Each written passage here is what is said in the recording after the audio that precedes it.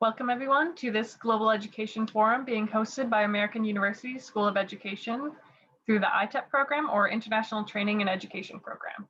We're very happy to have you with us. I think this is a great conversation and we're really excited to discuss some of the realm of new developments of non-formal education, or as we fondly refer to it, NFE. My name is Beck Waghorn and I'm one of the graduate assistants with the program, as well as being a student board member. This forum will be featuring 4 speakers that were students in a course in the fall that explored the history of non-formal education, the current practices, and emerging trends throughout the practices in non-formal education at large. This started from a course last fall, which was the first course in a little while that ITEP had been offering exploring non-formal education. So it was a great chance to start engaging around this. And we'll be inviting your engagement as well at some points during this hour-long presentation. So on the next slide, if you don't mind progressing us on, you're going to find the names of our lovely panelists. We are joined by Michael Gibbons, who was our professor of this course and helped introduce us to these conversations. I'll be having a conversation with him around the introduction to how do we even define non-formal education, as well as exploring what that can look like a little bit and some of that history behind it. Then we'll have ITEP graduate Abby Todd will be sharing a little about what we like to call established non-formal education programs, before passing it off to Jessica Koch, a current graduate student in ITEP, who is also a student board member. She'll be speaking a little bit more of new emerging trends we're seeing in non-formal education, before passing it off to our conclusion with Eden Rivera, who is a student at University of Maryland and a PhD candidate as well. We'll also have the chance, we'll be using Mentimeter, which you can see on a QR code in the chat, as well as you'll be able to see in the chat a link to join. We're going to be using Menti in this next part, and we're going to be looking at non-formal education, getting a little bit of your voices. So what I'm going to ask is that using this link or the QR code, you go in there and we're going to ask, what words would you use to describe non-formal education? This might be something that's brand new to you. It could be something that you're an expert in, you've been aware of and working with for many years, but how might you define it? What words might you use to describe it? Kind of get an idea of where we're coming from as a group before we really dive into giving you our own version of a definition. So if you use that link or that QR code on your phone, if you have a smartphone, it'll easily pop it up and you should have the chance to enter any words. I'm actually going to take over screen sharing so we can see what these results are, what we think of non-formal education thus far. We'll start to see if there's any trends in how we're viewing non-formal education as a field.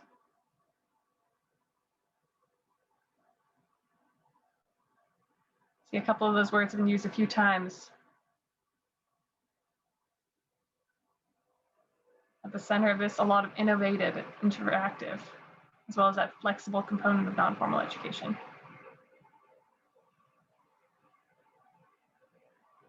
This is wonderful seeing everyone see some outdoor learning, some parts with social justice, and outside of formal school. Yes, I think a part of what we'll be exploring today is how do you have a concept something non-formal? It's described as a non of another item. How does that work? What is that relationship? And how can those interact in a fluid way? Fun. I like seeing that one on there. That is definitely a highlight of NFE with that engagement aspect. Some of the other ones standing out to me, I see things about empowerment, inclusivity, accessibility, community, and participatory nature, and understudied. Yes, I think this is a topic that maybe isn't always addressed in formal education, but it's one that's woven through how all individuals are learning in many different ways and practices. This is wonderful. I see a couple comments about a niche or gaps, kind of this idea of where non-formal education can fit in all these journeys. And it looks like we have a pretty great idea to start. So what I'm going to do now is I'm going to switch tabs and talk a little bit about how we started. Can everyone see my Miro board now? I'm not sure about how familiar you may be with this, but this is an online platform we use for the class, kind of embracing those non-formal education principles about you can't use sticky notes or engage in group activities online. How can we do a version of that? So before we even started this class with our own definitions, we were asked to make a timeline of where do these fit in our own lives? Non-formal education, informal education, formal education. What did that look like in our own experiences? If we'd only looked at formal education in our lives, these are the lovely timelines of our panelists here. If we'd only looked at formal education, our experience would be linear. This is what's usually mentioned when we talk about education in general. It would be pretty simple. However, when we take the moment to open it up to non-formal education, these paths get a lot more complicated, a lot more nuanced. We see a lot more influences and ways of learning throughout our journeys. So you can see different of those elements we saw in the word cloud, those participatory, outdoor, community, engaging. Even with a quick glance at our timelines, we were able to start figuring out where non-formal education actually fit in our own paths, what that looked like. And as the class went on, we found more things that could fit into each of these realms and kind of figured out there's wasn't as linear as we thought. Formal practices could be in the formal. Formal could flow as well back and forth. But that between them, there's a beautiful education continuum, this beautiful image of this lifelong learning that wasn't just limited to formal or informal or non-formal all separately, but actually interacts in a lot more ways than we typically understand. So now, having looked at that, I'd like to invite us to look at the formal definitions. And I'd like to invite Dr. Gibbons to share with me what are the actual formal definitions. If we can look at that slide, how has that been defined historically, and how did non-formal education as a term even come to be? Thank you, Beck. What a wonderful introduction to the richness of this topic. So in many ways, the framing of education as a broad, complex, interactive continuum is a fairly recent, well, I guess it was codified in the late 60s and early 1970s by a couple of education analysts for the World Bank and UNESCO, Philip Coombs and Mansour Ahmed, who were writing in a World Bank publication on the role of education in rural development. And they were trying to understand all the different things that need to be taken into account when we think in more complex ways about an education system in a country. And so they realized, as you did, Beck, and as we all did in the class, and we looked at our own individual lives, that human learning happens through more than one pathway and in more than one modality. Formal education had become more common around the world in the 60s, 70s, 80s, and up to today. The Education for All movement, the building of formal education systems around the world has really crowded out our thinking about other modes. But in fact, informal education, the lifelong process by which we acquire insights from daily experiences, is the most common way that humans learn. And then non-formal education complements both formal and informal. It's the idea of any organized education activity carried on outside the framework of the formal system of ed to provide selected types of learning to particular groups in the population across the lifespan. So this is really the first time that these terms were codified as complementary views of what we're talking about as education. And it's where NFE became kind of defined as a category. So during our course, each student developed 2 case studies of existing and emerging programs of NFE that helped us learn more about how NFE works and how varied it can be. So as you listen to our panelists, we're going to leave the Mentimeter open, and there's a second question arena there where you can post your questions, your reactions to what you're hearing, and we'll come back to those later in the presentation. So thank you, Beck, for this great introduction. And let me introduce our first panel presenter, Abby Todd. Thanks. Great. So we can go ahead and move to the next slide. I'm just going to start us off by talking about some established programs. So our first round of case studies primarily focused on programs that exemplify some of the key characteristics and principles of NFE. So for example, one of the main principles is lifelong learning, and we really saw this presented in the variety of programs and their target audiences. So Sesame Street is primarily centered towards young preschool children. Pratham and World Education seek to address the needs of school-age children. World Learning Educate addresses youth learning needs, and Tostan and Future Generations University typically work with adults. And these are just a few of the examples that we covered in class. So oftentimes these non-formal organizations and programs seek to address issues that are not always addressed in formal schooling, such as tolerance of diversity, conflict resolution and violence reduction, entrepreneurship, community development, and partnership. These programs also make use of much less formal and traditional teaching methods. So they might employ more active learning options such as puppet theater, TV and social media, or project-based learning. So I'd like to share, and we can go ahead and go to the next slide, sorry. I'd like to share just a specific case study of an existing program, the PeaceWorks curriculum by the Peace Education Foundation. So this organization provides peace education to learners of all ages, focusing on topics such as conflict resolution, crisis management, peer mediation, and problem solving. Students learn about the dynamics of conflict and the skills to address issues and respond appropriately when conflict arises. I've included here just the link to the website if anyone wants to do any further exploring, and then also a picture of just some of the examples of curriculum that are offered. And we can go ahead and jump to the next slide. So just starting with the case study, I wanted to start by giving a little bit of history and context to the organization and the program. So the Peace Education Foundation started in 1974 by two longtime teachers who really wanted to incorporate conflict resolution into their classroom curriculum. So once they did that, the organization grew, and they now have continued their work in various countries across the world, including Latin America and some African nations. And then in the US, it's primarily in Florida. But they do seek to help learners acquire skills to practice healthy conflict resolution, and they focus specifically on violence and bullying prevention, mediation skills, character building, and social emotional learning. Their programs are designed for participants of a wide range of ages, so they have resources for students in preschool all the way up through high school, and different activities and curriculum to kind of assess the needs of the students.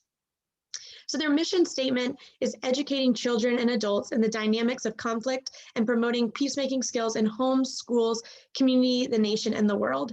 So this philosophy is, achieved through their framework of strong curriculum development and training programs. And they do operate on just a few core beliefs. So first, that education is centered on justice, responsibility, and honesty supports the growth of children in all areas of their life. Also, that conflict is unavoidable, and instead of ignoring that learners can cultivate skills needed to address conflict and allow for that to be constructive. And then also that the most effective and healthy way for children to grow is in a caring environment, and one that nurtures children as they're challenged to make decisions and empowered to make those as well. So in partnering with the Peace Education Foundation, facilitators using the curriculum have access to a wide variety of curriculum, many options for all ages and levels, and encompassing a variety of subjects. So some include peer mediation, family conflict, social or school behavioral programs or problems, and crisis management. So these courses provide teachers with booklets to facilitate activities and exercises, and educators can also order any supplemental materials so they can have posters for their classroom, buttons, stickers, CDs, DVDs, and other resources. The programs are tailored to meet the needs of learners and allow for students to learn skills that are appropriate to their age and level of understanding. So preschoolers might learn how to share, and then high school students might learn how to say no to a partner. So they're kind of learning different topics depending on their level of understanding. So as far as curriculum, they also have training programs that are designed to help the facilitators. So curriculum guides can be paired with training programs. This comprehensive training approach is geared towards supporting administrators, teachers, school counselors, and then even family and community members, and as well as students. So adults are able to attend workshops to learn peacemaking skills, peer mediation, and bullying prevention, and kind of learn the strategies to support students that are going through the programs. Additionally, they are also given the options to participate in training programs to learn conflict resolution, to create safer homes, and learn to identify, address, and meet children's needs through caring language.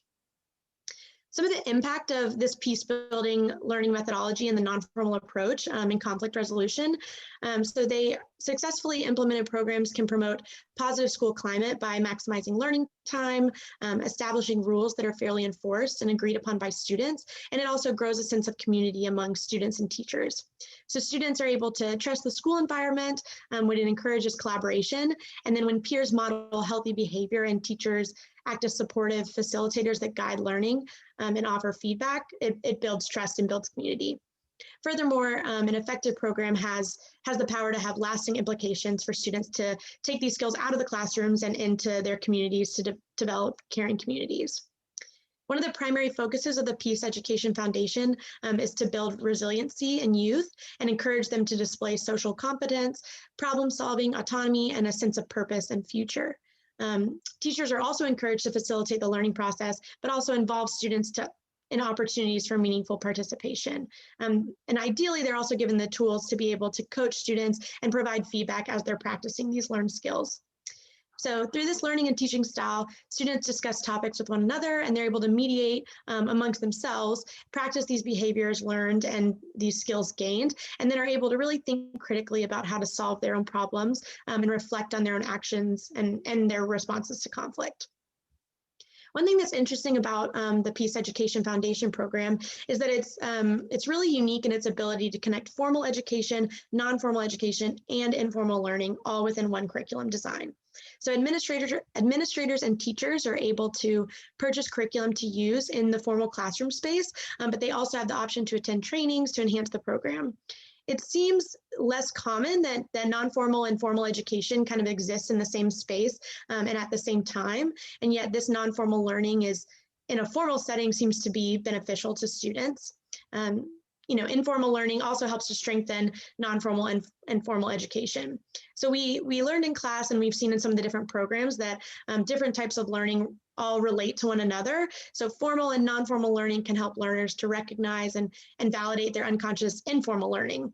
So as students learn conflict management skills through this program and peer mediation techniques, de-escalation tactics, they'll then have the knowledge to challenge wrongful understandings that they might have learned through informal education. So they're given different skills to kind of contradict, if needed, some of their informal education. Of course, with any organization or program, there are some limitations to the PeaceWorks model. So one of them is because the curriculum is meant to be in addition to formal school curriculum, there is added restraint for teachers and administrators to facilitate and monitor effectively. So teachers are given the extra task of teaching new curriculum and the added responsibility of facilitating learning when they do already have a ton going on and have a lot trying to work to meet the course aims that are assigned by formal curriculum. So that's one of the main limitations. Another one is that there's limitations that come with combining the formal and non-formal education. So as mentioned earlier, there are some benefits that come with that design. However, if not done correctly, the PeaceWorks program could slowly become formal in nature and melt into the dominant educational system, which would then kind of adhere to the restrictions that non-formal education is usually seeking to break free from.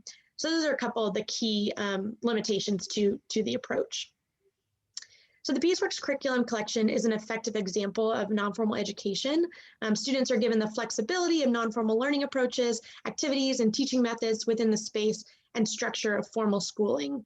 This approach of building conflict resolution skills has the influence to create safer, less distracting learning environments, support children who tend to be excluded from formal schooling, and also give learners the tools to build peaceful communities, even outside of the classroom. So I hope you enjoyed learning just a little bit about PeaceWorks, the PeaceWorks program, but now I'd like to pass it on to Jessica to share a little bit about new emerging NFE programs. Next slide, please. I think. Thank you. NFE in the 21st century is an era that is still demonstrating ongoing technological and informational changes, oftentimes in ways in which traditional ways of learning are not possible, like during a crisis or during a pandemic.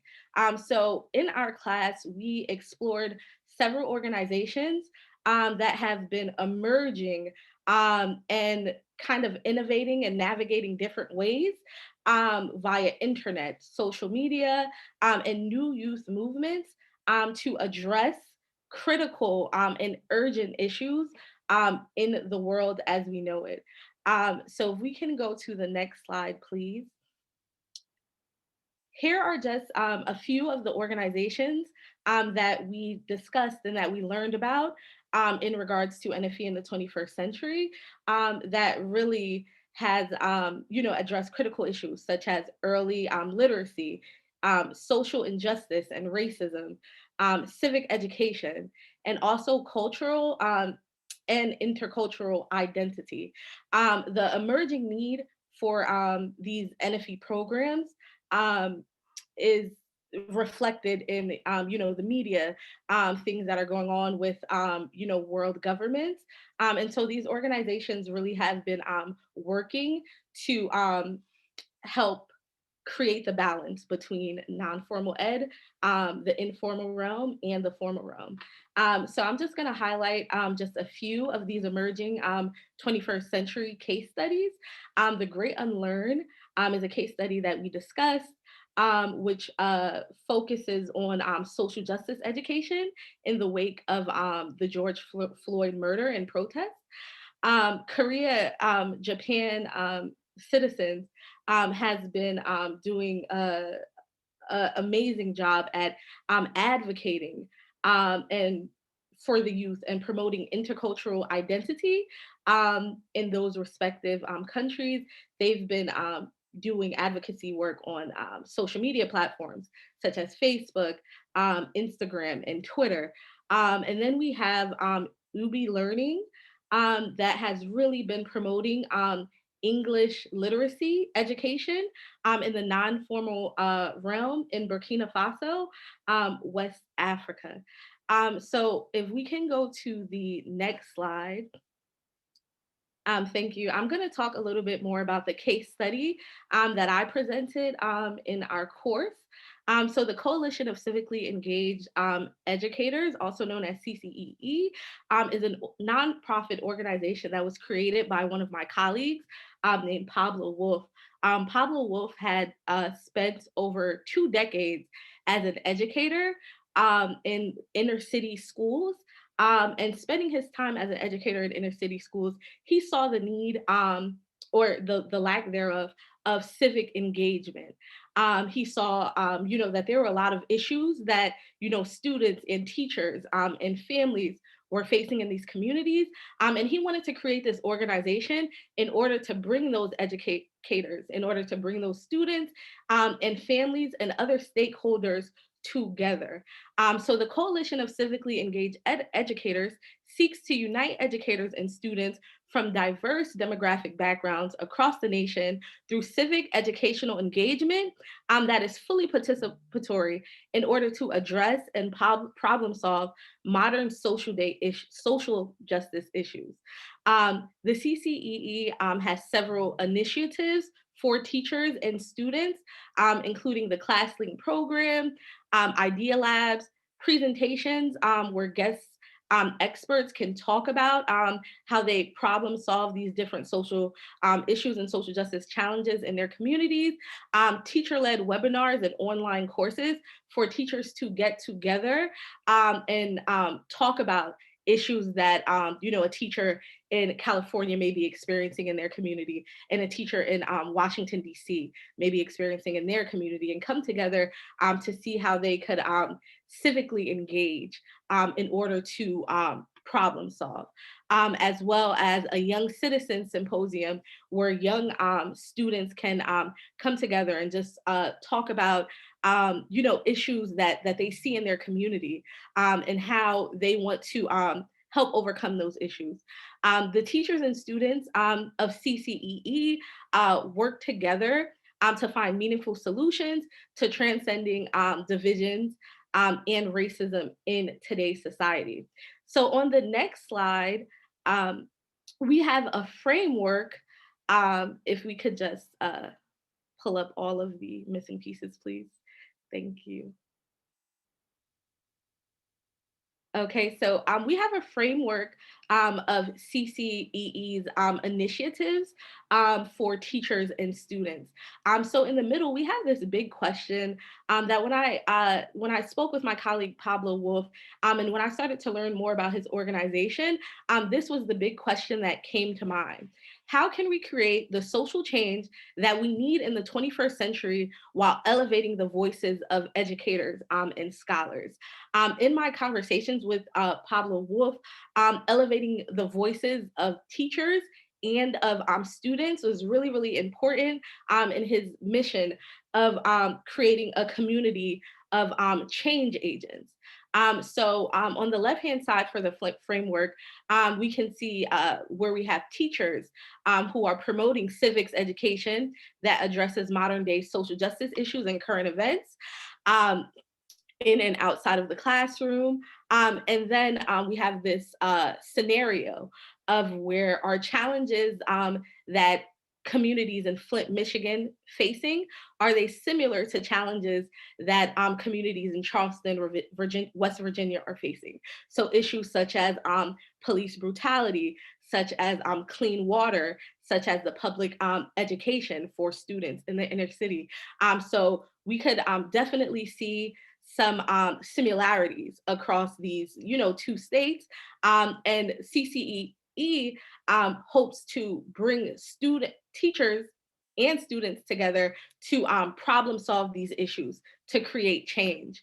One way that CCEE will do this is by Idea Labs. And an Idea Lab is a monthly workshop on specific current events, topics, and methods where teachers in the communities will come together and just discuss issues that are specific or may not be specific to their community. For the students framework, replace the need with college and career ready with students being citizen ready. So, in K through 12 education, we always want our students, once they get to high school, to be college ready, to be career ready. But the CCE really wants to focus on having students become more citizen ready. So what are some of the responsibilities and obligations that students should realize? And so here we have a scenario where our Mexican American students in Texas facing similar challenges to Asian American students in California.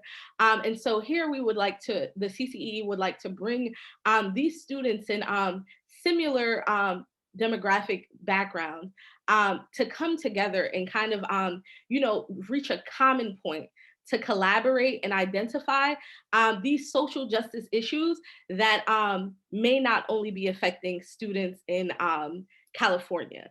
And one way that this can happen is through CCEE's Young Citizens in Action Symposium, where student leaders are coming together, creating and spreading ideas, and are being recognized for their exemplar student social activism. And one thing that I really appreciate about this organization is that it was created because of issues that Mr. Wolf saw in the communities that he taught in. Racism, intercultural identity, gun violence, all of these issues. And he created the organization to see how citizens in society can engage more civically and identify and address the social ills of society. So thank you all for listening to my case study on CCEE. I'm going to hand it over to my colleague, Eden Rivera. Thank you so much, Jess. Hi, everyone. I'm Eden Rivera. And if we can move over to the next slide, I'll be getting to the conclusion. So what works and why in NFE? So at the core of NFE lies this community-based and learner-centered focus that empowers individuals, especially young people and women, to have a voice and presence within their communities. An example of that would be this organization that I actually looked at for one of my case studies would be the Global Fund for Children, which partners up with smaller community-led organizations in various countries. For example, I looked at CIEM in Mexico that focuses on peace building and women and girls' rights. And this fosters Levinger's human capacity development theory that we discussed, which could lead to a more constructivist and self-improving society. NFE also promotes lifelong learning, allowing learners to connect their gained knowledge with real life experiences. An example of that would be, which my colleague Jess already discussed, the Korea-Japan Citizens, which was a great example of what Holt, another author we read about, his whole idea of learning by doing and being able to connect this knowledge gained with life experiences. Lastly, but not least, there's so many great things as to why NFE works and why, is this holistic and flexible approach to learning, which Alan Rogers discussed, which was one of the primary texts for our class. And that's valuing the learner as a whole, developing programs that are accommodating and adaptable, which creates welcoming and accessible environments which enable marginalized learners to actively pursue personal learning goals. An example of that was Tostan, which I believe was one of the cases that we discussed earlier. And Tostan does a great job of really allowing for their programming to be in various languages in Africa, especially tribal languages, which was incredible. Next slide, please.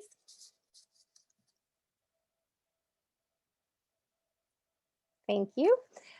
So what's new in the 21st century and NFE? As my colleague Jessica pointed out, some great examples.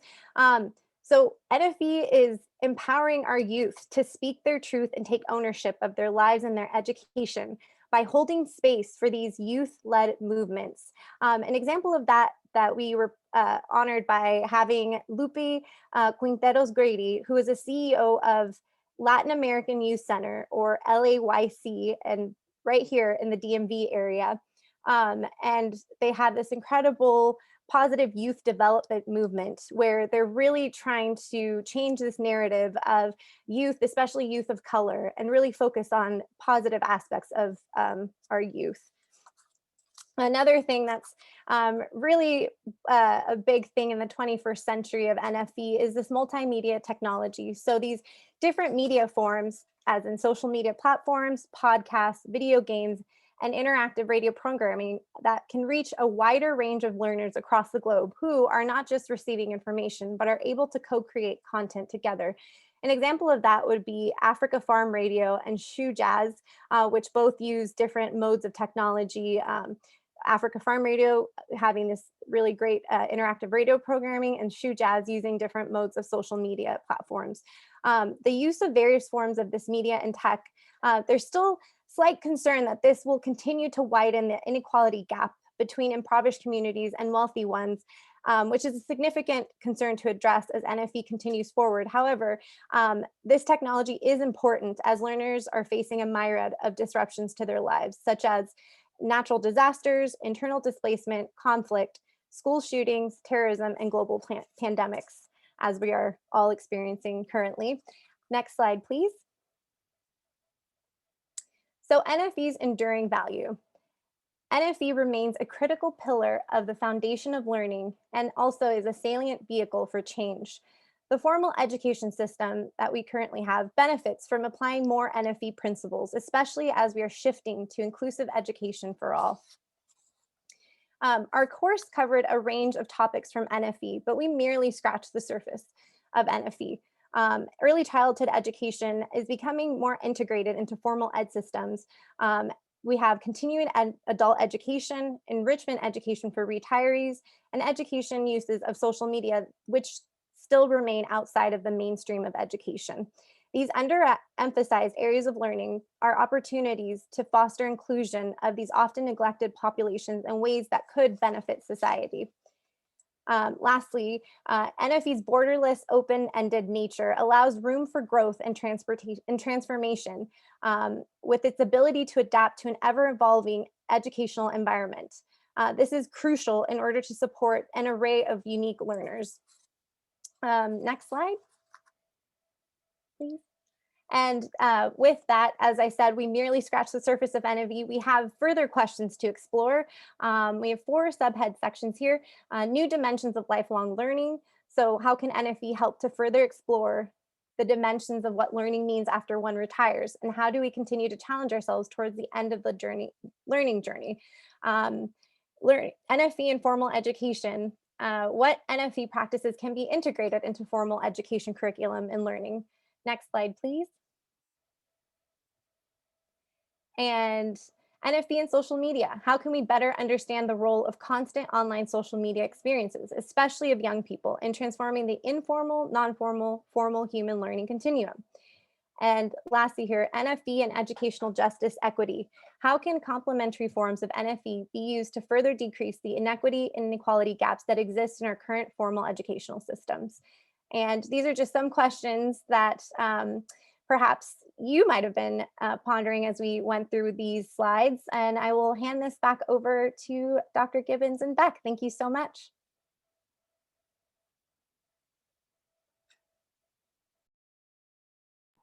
Rebecca, have you seen any comments come up in the Mentimeter? I see a question and a comment in there so far. Feel free to add any comments. If you need, we can resend that link. You may need to click enter past the words to get to the second slide, but feel free to add any questions or comments as we're going through. So one of the first questions I'm seeing is, what about social media that is not trying to actively inform or educate, but ends up doing so anyways? So I might invite you, Michael, but I know my first thoughts bring up to mind informal education and kind of how that interacts. What do you think? Well, I think, let me start, but I'd invite everyone to comment on this. I mean, in many ways, the world, cognition itself is different now than it has been in the past. Many people around the world have access to social media, however rudimentary that access, even through WhatsApp or a basic flip phone, or the radio or TV or videos shown in a kiosk. And so we are constantly, human beings are constantly surrounded and bombarded by messages from our environment to a much greater, in new forms. If you were, hundreds of years ago, if you were an indigenous person herding, or even today, if you were a Maasai or a Maori person, and you live close to the land, you live with your animals, you interact with the natural world, you're constantly interacting with this environment. It's signaling to you, you're signaling back. And what's new is that there's an electronic layer of the signaling surround of every human being on the planet now, which is new. And it's constantly being co-created by the human beings that post things, share things, curate things, manage things, monetize things on that layer of our new reality. So navigating that is as much informal as non-formal and formal. It's often unspoken about. It's often kind of amorphous and present without being commented upon. But it can have a profound effect on all of us. So we have to ask, this is why we're asking all these questions these days about who controls content, who decides what the algorithms of what your attention is pointed at should be. How are the relationships between people and the media they're exposed to mediated and defined? How do we reclaim agency in this new environment, where there are riches of information available, but there are also a wide variety of both positive and negative influences being pointed our way. And so I think it poses new challenges in navigating the informal, non-formal, and formal pathways of human learning that are native to our species. There's lots to unpack there, which is, it's one of the reasons why I like Eden's framing of that big open-ended question, what's next in mediating this relationship with our new overabundance of human-generated information? And to what degree does it crowd out our deep understanding of our living planet and our understanding of moral and social compasses to guide us rather than just materialistic triggers and nudges? These are all big open questions about how we live and how we live as a human, as a learning species that is carefully attuned to our sense perception related to our consciousness, our cognition, and the ways we see the world. Big open questions. So I think our colleague who asked that question is asking a very profound question, which all of us should be very preoccupied about. And we know that every young person born into the world now, is immediately confronted with both an analog world of real people and real things and a digital world, which coexist and are now part of this, each new person's social environment from the day they're born. This is a new phase of human history, mediated in this way. And all of us are pioneers exploring this terrain. Thank you for diving into that. I think it is such a continually evolving thing that we're going to continue to see how that's impacting education, outside of education, and that interactive and interwoven, those faceted components. And we'll see, it'll be very interesting to see how this is changing even in the next few years. I'm seeing another comment on there that was more pointing out that one of the interesting things is that learners often set or help set the agenda for learning. And I know this is a theme throughout several of the organizations we saw. Maybe some of the panelists can speak to that. I know from my own experience, one of my introductions to non-formal education was working at a Girl Scout camp, where it was very much girl-driven, where we'd take the campers around the first day and we'd show them the areas, but then we'd say, what do you want to do? And really have them drive the planning and the programming and give them that voice and that opportunity. So I definitely see that paralleled in several of these organizations. Does anyone want to speak to this idea? Yeah, Beck, I can speak to that a little bit. The second case study that I did that was more of an emerging one was on sexual health, and it was a primarily student-run program. So the students were responsible for kind of starting the movements and starting the kind of the activities and the programming, and really kind of just determining the learning and the course of action, which I thought was really interesting because it does seem that oftentimes, not that that's necessarily a bad thing, but that it's not facilitated by them. And so to give the students kind of that agency and that empowerment to not just participate in their learning, but guide it, I think is definitely something unique to non-formal education.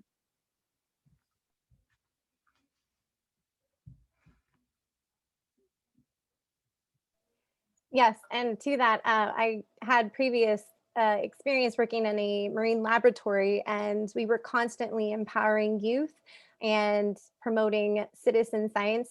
So having them lead their own experiments with mentors and whatnot. And it really was an incredible space for students to come in and be the drivers of their education. And we've had some really incredible success stories from students from my community back home in California.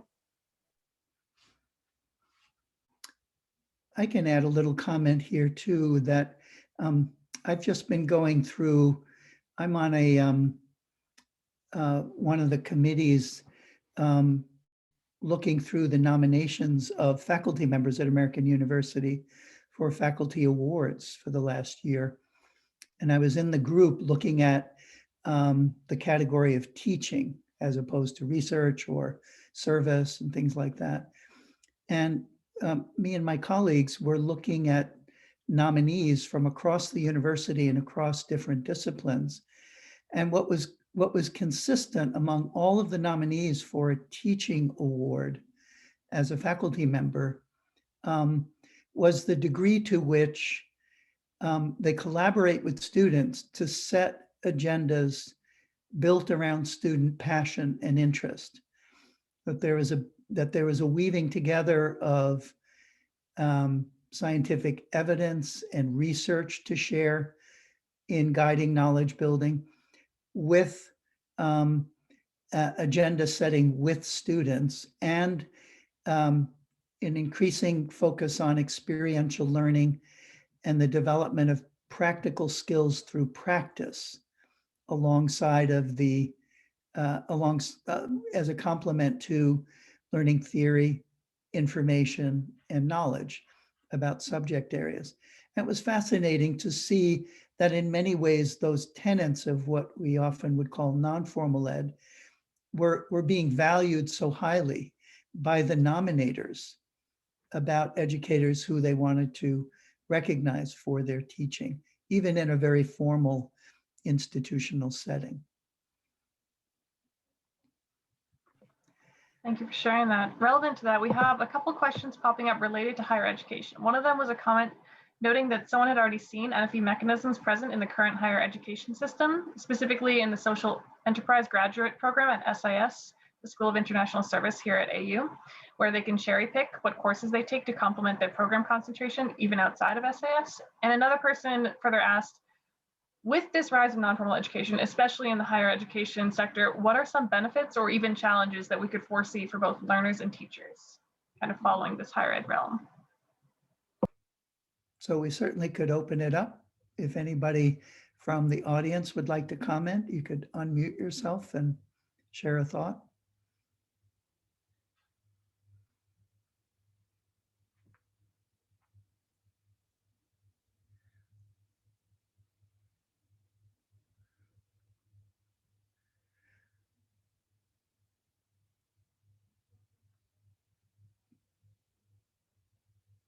Key, do you see this in the social enterprise program as kind of an arena where this enhances these approaches enhance traditional academic learning? Yeah, I was the one who asked that question actually. So specifically on a program, I think it has been really kind of helpful for me to kind of like have that autonomy to choose what course I want to take. Like there are certainly a couple of courses, core courses that they call that I have to kind of complete to kind of be eligible to graduate. But most of the courses I'm able to kind of pick for myself. And I think that kind of reminds me of what the presentation that our panel did, also kind of like the non-formal kind of mechanism present in these formal institutions. And I definitely think it has been really helpful to kind of like help me navigate through this, because also helping the other students who have also done this, be like that guide to kind of like, okay, what can I do to kind of like meet my personal need instead of like having to pertain like to the sequences that the program already set. And I feel like I've been able to kind of learn what I actually want to learn. And I think that kind of like enhances my experience with the program overall. Terrific. Thank you, Key. Megan, you had a little signal up. Please join in the conversation. Hi, Michael. So I think I've heard that some of the biggest challenges in non-formal education is that in formal education, teachers feel a need to assess outcome. And so there's a strong desire to have testing of some sort to make sure that the education is landing solidly and they are not, quote, wasting their time. So I think that's another consideration to take, to address, which is letting go of that need to have a formal assessment, usually through test taking or other methods, where there's so much a focus on it becomes then a focus on standardization. You're absolutely right. And, this is a really important area that non-formal education struggle with, accountability. Many of the authors that we read, Paulo Freire, Jane Vella, others, would argue that accountability in non-formal ed, in dialogue education or liberatory education, takes the form of mutual accountability. We're accountable to each other, those in the instructor role, those in the learner role. And then in fact, in an arena of co-learning and co-agenda setting, there also has to be mutual accountability. And the terms of accountability need to be negotiated and defined. So rather than having them defined a priori, as in a standardized test, it becomes a part of the framework of cooperation and power sharing, which is defined by a learner group together as they begin the journey of non-formal education. And this is, that's a really radical form of constructivism. And it also takes time and energy, but it ends up being, it's related to ideas about what motivates people to both learn and to strive, is to seek, to seek goals they help to define, to meet standards they help to define, and to give and receive feedback as peers in support of attaining goals together. Another emphasis in non-formal ed is kind of away from the individual and toward collective learning goals, working together to become more competent or more capable, which also is more difficult when you have individualized, standardized assessment, where you're actually being compared with the other students rather than helping each other to gain command of a concept or to build a new skill or to extend or deepen it. I have one more real quick thought on that, which is a big focus that's starting to come into formal ed is the concept of transfer. So is the student actively utilizing the information that they're achieving inside the learning environment and bringing it into the rest of their life? And what I found as a specialist in NFE is that the transfer seems to be at a very high rate in NFE as opposed to the formal education realm. Yeah, so, the core concept of praxis that now is very current in formal ed circles actually originates in that realm of popular education, struggle education, action learning, experiential learning. John Holt would say there's no such thing as learning, it's just doing. People get better at doing stuff, and that's something we've now labeled learning. And John Holt says, you don't figure out how to do something before you do it, you do it. And he's delightfully, he shrinks that sequencing down to nothing in his very forceful, depiction of what a Montessori child is doing, led by herself and her curiosity, the teacher running around trying to keep up with the curious child. But it does close the loop between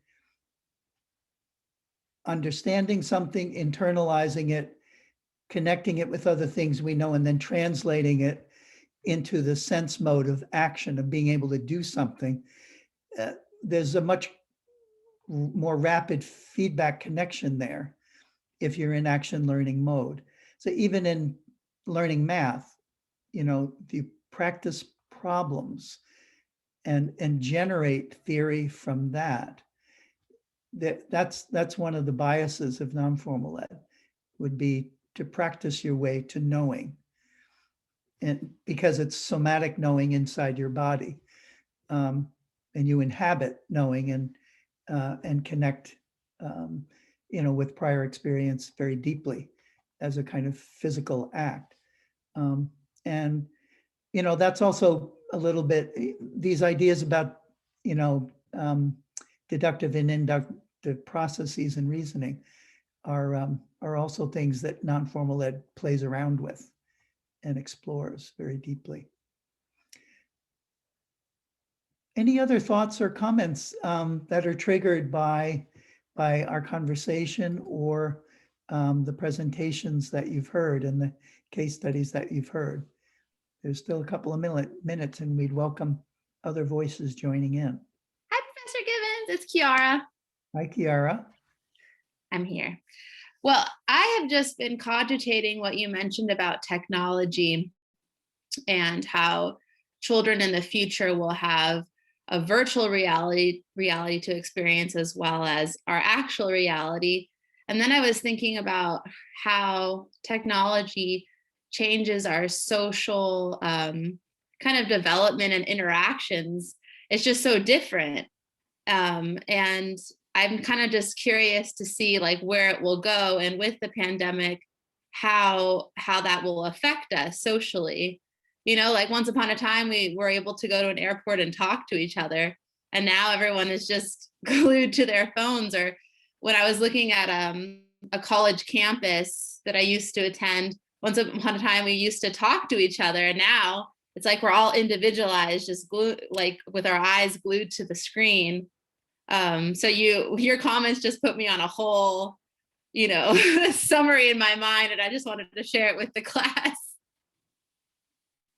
Thank you. That's a really, I mean, I think, you know, each new generation are going to be the pioneers who lead us into this new space and help us to learn how we find new balance points, how it enhances our interactions and caring for each other, and doesn't just isolate us away from each other, or send us into little subgroups, you know, where algorithms force us into narrower and narrower lanes that separate us. These are all the things we're pondering as a human species now, and wondering about. You know, hopefully it's not Frankenstein. It's you know, we didn't create a monster, we create possibilities. Alexis, you asked a really profound question in the chat about teacher preparation for NFE and how NFE could support teacher formation and professional development and collaboration. Do you want to add anything to your question or lay it out for the group? Yes, I'm actually a senior in SIS currently, graduating in May. Congratulations. And so, thank you. And yes, I do have interest in international education, and I previously did a paper on in like non-formal education, and like it was so hard to do research because there isn't a lot of content out there, and it made me so sad, and especially like not being in a context in which you can go on site and observe and everything. But I'm sure that the pandemic really just like erupted a lot of questions in the community. And so I was just really and I remember before the pandemic happened, I actually had came across Empower Ed, and they focused on like teacher retention and supporting educators. And it was weird. It was kind of like a synergy, because it ended up going just like it was like a happy hour, and I met a former teacher in DCPS who spoke about how, oh, the education system and schools, they just don't provide the support teachers need to deal with what we're really grappling with, like, you know, I mean, like when it comes to dealing with the whole learner. But then, you know, just hearing this conversation, it just brought to my mind, like, okay, we're focusing on teaching and assisting the whole learner, but what about serving and also supporting the whole teacher, the whole educator? And so it really just this conversation really struck like a lot of these questions for me. You're raising really powerful questions. I'm mindful of time, you know, so anybody who's on a tight schedule and you know, needs to cycle off, we thank you very much for your attendance. But any of you who would like to stay on and engage around Alexa's powerful question, feel free to do so. Does anybody have a response or a thought in response to Alexa's observations? Yes, I do. Thank you, Alexis, and Dr. Gibbons, Kiara and Megan, for your thoughtful questions and comments regarding K through 12 education. And I just wanted to share one of the things that I found to be really cool about non-formal education is that it is always changing. And it is always evolving. So I currently serve as a K through 12 educator in a public charter school in DC. And one of the things that one of our concerns that teachers have been thinking about is that social aspect for students, social and social emotional learning. How could we supplement that via virtual learning, because within my network, we're still remote. It just brought me back to like the principles of NFE, in that we're constantly finding ways to give the social and social emotional aspects and supports to students. Various online platforms such as games like Kahoots, such as TikTok, such as platforms like Nearpod and Mentimeter. These are all ways that teachers have been trying to innovate and engage students in their learning to maintain some sort of normalcy.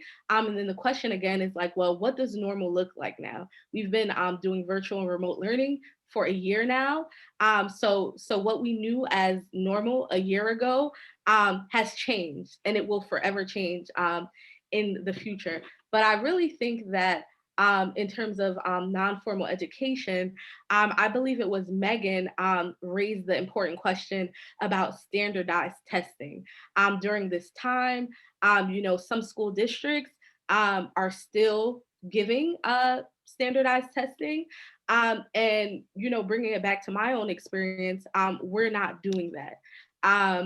Just to let you guys know, I work for KIPP DC schools. We canceled all standardized testing. And I think that speaks to the interconnection that we're now seeing between formal education, non-formal education, and informal education. So I know like a few months ago in virtual learning, we were really trying to grapple with the new platform, like how could we get students to engage? How could we get students to interact? Well, now students are, they're working on projects together. They're working together on social media. Students who are able to meet up and social distance are supplementing learning that way.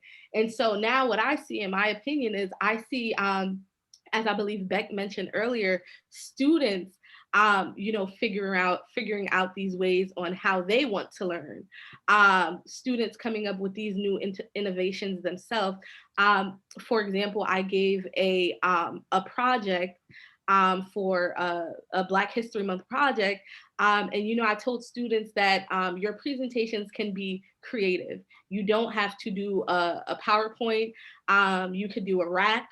You could do a dance and record yourself. You could even do a TikTok. And what I saw is I had a student who presented on the great late Maya Angelou, and she did like a compilation of a TikTok, several TikTok videos. And she like included like herself currently, she included herself like when she was like a 5-year-old kid doing a presentation on Maya Angelou. And it like blew my mind away. It was just like such an innovative way. And I think that now in the future, we're going to be seeing, more NFE in the classroom, especially in, the humanities era. Megan, did you want to add anything? No, I was just applauding. That was the applause that they are actually not doing standardized testing. It's just a progressive and understandable move. And congrats to that school district, because it's frustrating that standardized testing still exists during this pandemic. Amen to that. And David has a beautiful comment in the chat. Do you want to add it in, David? Sure, I can just say what I wrote. Just to Alexis's point, it jogged my memory of a few things we learned in a previous class, Teaching to Transgress by Bell Hooks. She speaks about student well-being and just how important that is, of course, but how important it is to make the connection between student well-being and teacher well-being. And I'm not an expert in bell hooks at all, but that was something that definitely resonated, and Alexis's points jogged that memory. So thank you, Alexis.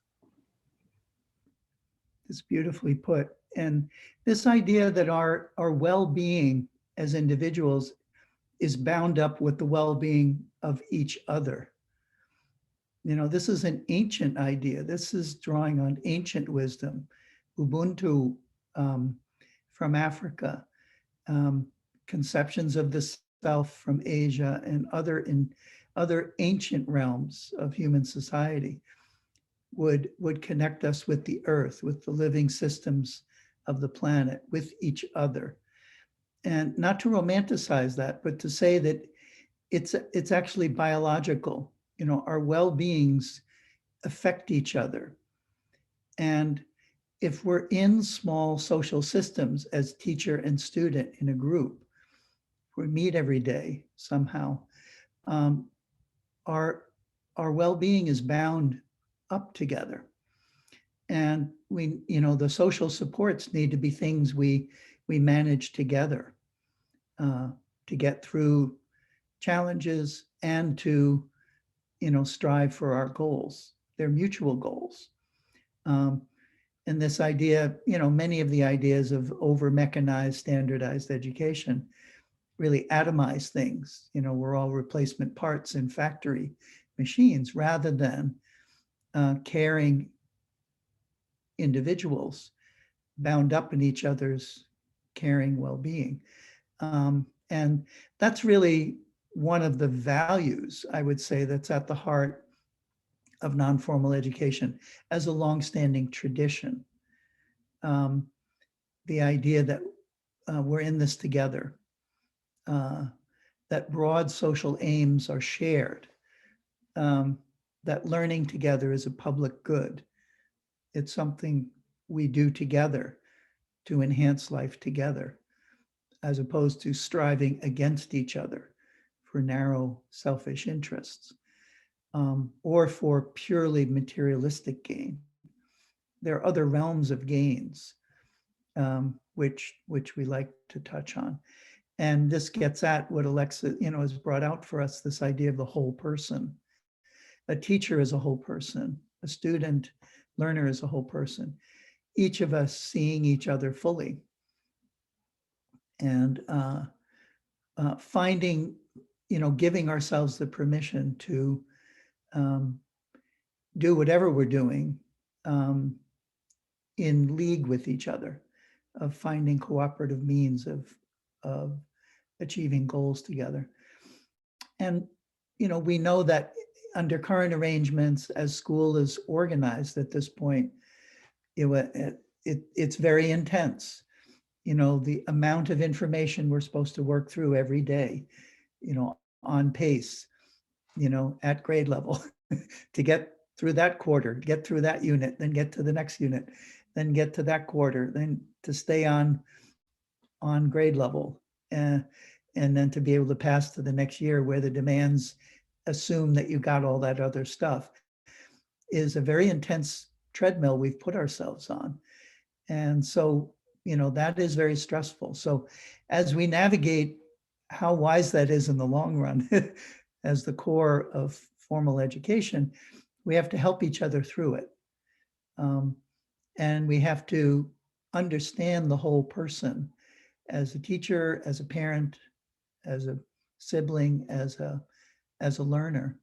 And, you know, the idea of community schools, you know, that a school can be both a social service nonprofit as well as a school, that it can be a source of social support, economic support, a community institution, as well as the lowest level unit of a government system of education, is a really interesting embodiment of this kind of blending of non-formal into the formal realm, you know, with this centering on the whole person.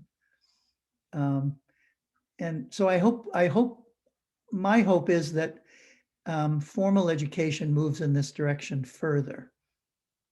And as Alexis asked, you know, how do we help prepare teachers that are suited to some of more that open-endedness of facilitating learning rather than the formal, scripted, rigid input-output kind of education. That means a different preparation. But it also means that there's a different, more cooperative approach to learning. So I hope this, this brings us a sense of possibility, as our endpoint for this conversation. I was delighted to work with all my colleagues in this class. It's one of my favorite subjects in education, is this kind of open-ended, ever evolving domain. Its emphasis on creativity and adaptiveness in a rapidly changing world. And I hope that all of you feel like it's one of the pathways of empowerment in a complicated world where we're all feeling challenged by many things. And I hope that as educators together, we feel inspired by all the creative work of those that we profiled in these case studies. The seminal book on non-formal education was written by Alan Rogers in 2004 as kind of a survey of the concept in action. It's called Non-Formal Education, flexible schooling or participatory education, ? And the question continues. But what we did is we were attempting to update his book published in 2004 by adding more case studies and adding more nuance as the second decade of the 21st century dawns and is traveling full speed ahead. So in answer to Alexa's challenge, we're hoping that this becomes a better mapped and documented terrain. There's lots and lots of great literature about NFE programs, but there's very little formal research, partly, Megan, because it's hard to evaluate, quote unquote. It's hard to do RCTs of NFE, which is why we love it. It resists oversimplification. So Alexis, be encouraged and invited to join us as a fellow explorer and also documenter of this really interesting part of the education landscape. So I want to thank Rebecca, Eden, Abby, and Jessica, our presenters. Once again, the document itself that we compiled, which is about 100 pages long, it's a compilation of all the case studies and a little introductory and concluding information about NFE is available in the chat. And it's our contribution to a kind of informal literature about the evolving phenomenon of non-formal education. So we look forward to staying in touch with any of you who are interested. My email is displayed on the screen, and you could ping me and I'll be able to ping the rest of the gang. We look forward to staying in touch. So thank you all, those of you who have stuck with us for an extra 20 minutes. I wish you all a good night, and thanks again to all the presenters. Thanks. Thank you everyone for joining us. Thanks. Why don't we stay on for a minute or two as people roll off, and we'll check in together. Thank you again to AU ITEP faculty and GAs who have been behind the scene helping make this happen, as well as our captioner. Thank you, David. Yes. And captioner. Thanks, Adam. For any that are interested, we do have another global education forum coming up. This one will be on Panama Teach and Panama Bilingüe, which will be another great opportunity to check some of this out.